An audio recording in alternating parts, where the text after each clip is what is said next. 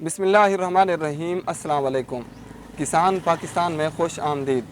किसान भाइयों, जैसा कि गुज़श्ता दिनों हम आपके साथ मुख्तलिफ़ आम की काश्त के हवाले से वीडियोज़ शेयर करते रहे, आज हम आपको एक छोटा सा मशवरा देना चाहते हैं आम के बागबान को। किसान भाइयों, आजकल आम की काश्त जो है उसका सीज़न चल रहा है, किसान भाई आम काश्त कर रहे हैं। तो आज हमने सोचा आप लोगों के साथ एक अहम बात जो है उसको शेयर करते हैं। किसान भाइयों, ये एक कुदरती अमल है। जब आप किसी देसी आम के पौधे के ऊपर कलमकारी करते हैं, पैवंदकारी करते हैं, तो उसके ऊपर बूर निकल आता है पहले साल ही। तो किसान जो हैं वो खुश हो जाते हैं कि हमारा पौधा जो है उसने पहले साल फल लगा दिया।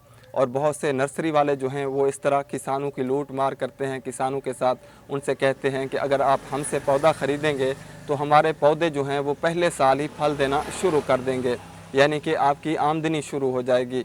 लेकिन ये ऐसा बिल्कुल भी नहीं है। किसान भाइयों, मैंने सिर्फ आज आपको यही बताना था, ये एक कुदरती अमल है। जब आप किसी भी पौधे के ऊपर यानी आम के पौधे के ऊपर कलम करते हैं तो वो पहले साल ही कलम जो है वो बूर निकाल देती है।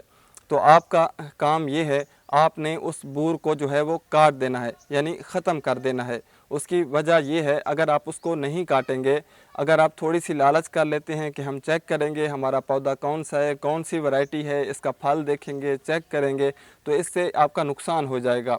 नुकसान ये होगा, जैसे ये मेरे सामने पौधा है, कल एक किसान ने जो है इसको काश्त किया है और इसके ऊपर जो है वो बूर निकला हुआ है। अब अगर आप इसको यहाँ पर रहने देंगे तो नुकसान ये होगा, पौधे के अंदर जितनी भी ताकत होगी वो इसके ऊपर ताकत उसकी ज़ाय हो जाएगी। ये बूर जो है वो फल बनाएगा, बूर निकला हुआ है, फूल निकलेंगे, फल निकलेगा, तो ताकत यहाँ पर इस्तेमाल होगी।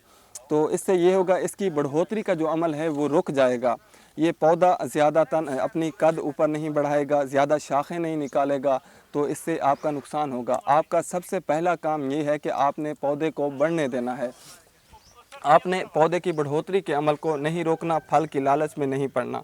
तो आज हम आपके साथ सिर्फ यही बात शेयर करना चाहते थे ताकि आप का कुछ फ़ायदा हो सके।